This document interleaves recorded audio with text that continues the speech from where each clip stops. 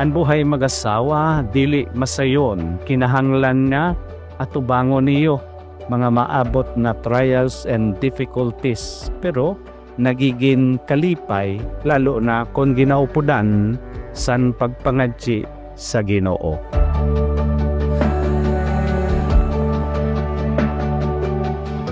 Mahal ko, sa araw na ito, ipinapangako ko sa iyo ang lahat ng aking pagmamahal.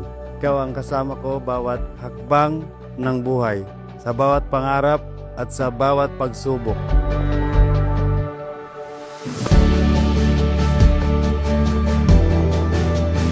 Kung andito lang sana si Papa, I'm sure he'd be smiling proudly. Alam kong matagal niyang gustong makita ang araw na ito. Pa, I miss you and sana proud ka sa akin.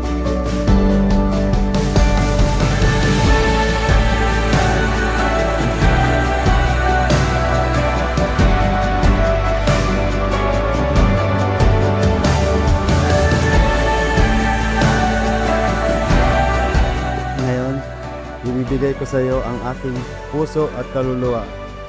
Ipinapangako kong mamahalin kita ng walang hanggan.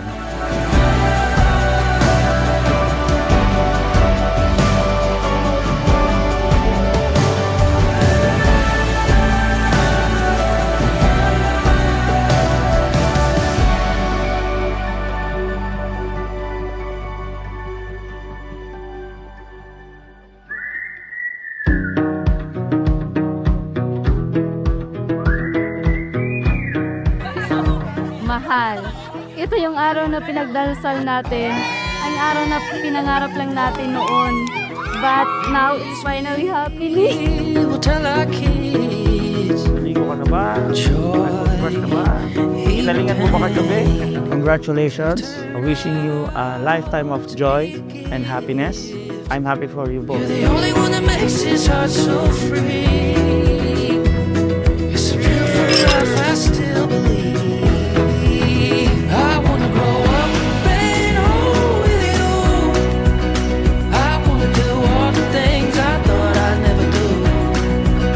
I wanna find home out on the run. I wanna belong to someone. Pinapangako kong panindigan ko ng buong puso. Damayan ka sa iyong mga kalungkutan at ipagdiwang ang iyong mga tagumpay. That someone is you.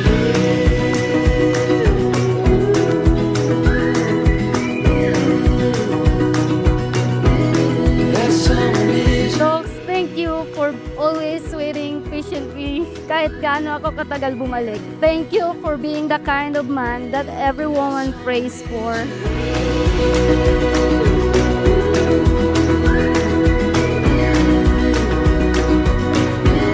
That someone is you.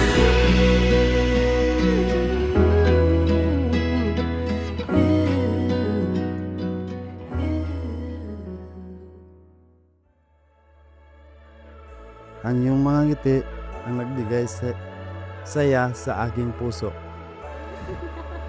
At gagawin ko ang lahat para manatili ang mga ito.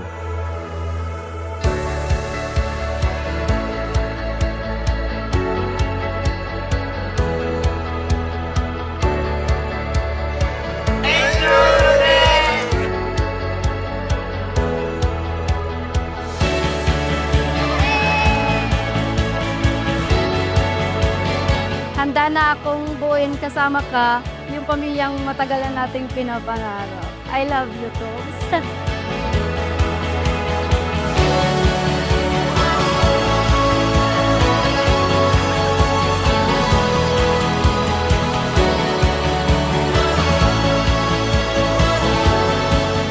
Sa wakas, after almost 15 years of being in a long-distance relationship, we're here standing together, just like how we dream it would be. Mula nang makilala kita, na puno ng kulay ang aking mundo. Tinapangako kong maging matapat, maalalahanin at mapagmahal na asawa. Sasamahan kita sa bawat hamon ng buhay at makasama na nating harapin ang bawat pagsubok.